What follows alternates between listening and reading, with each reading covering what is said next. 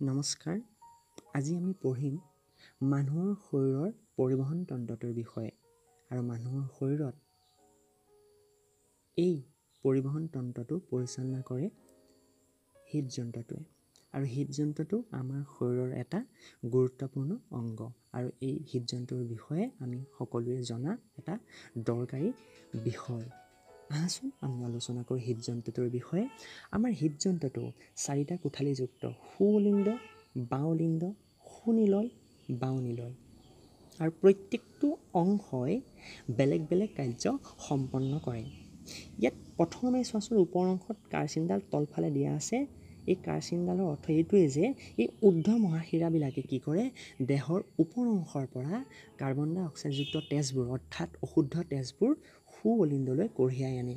তাৰ পাছত নিম্ন মহাশিৰাবিলাকে দেহৰ তলৰ অংশৰ পৰা কাৰ্বন ডাই অক্সাইডযুক্ত অশুদ্ধ তেজবোৰ সোঁলিণ্ডলৈ কঢ়িয়াই আনে।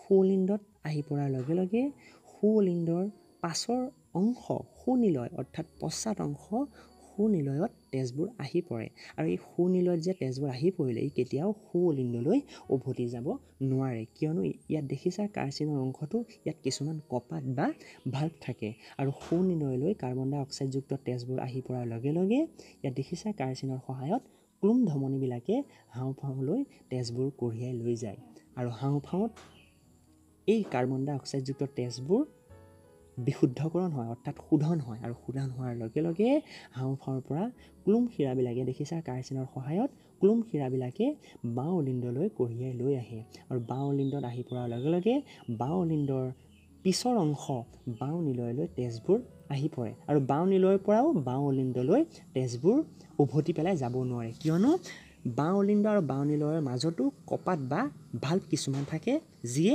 উভতি যাবলৈ বাধা প্ৰদান কৰে আৰু বাওঁনিলয়লৈ অক্সিজেনযুক্ত তেজবোৰ আহি পৰাৰ লগে লগে মহাধমনীবিলাকে কি কৰে, দেহৰ বিভিন্ন অংশ আৰু কোষবিলাকলৈ তেজবোৰ কঢ়িয়াই লৈ যায় আৰু ইয়াৰ পৰা আমি গম পালোঁ যে সোঁলিণ্ড আৰু সোনিলয়ত কাৰ্বন ডাই অক্সাইডযুক্ত তেজ অৰ্থাৎ অশুদ্ধ তেজবোৰ থাকে।